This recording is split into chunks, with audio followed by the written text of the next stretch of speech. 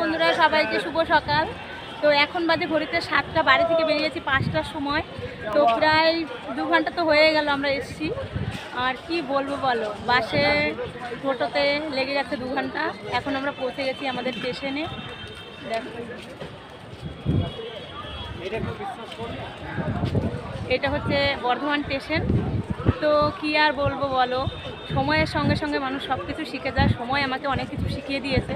যে মেয়েটা আগে রাস্তা ক্রস করতে পারতাম না, সেই মেয়েটা এখন অনেক লং জার্নি করি।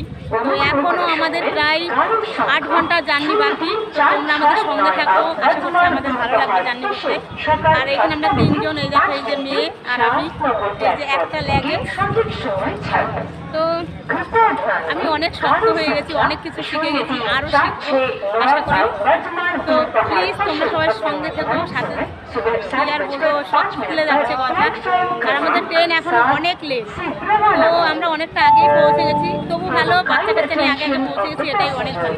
ঠিক আছে, চলো ট্রেনে যেতে যেতে আবারও অনেক কথা হবে।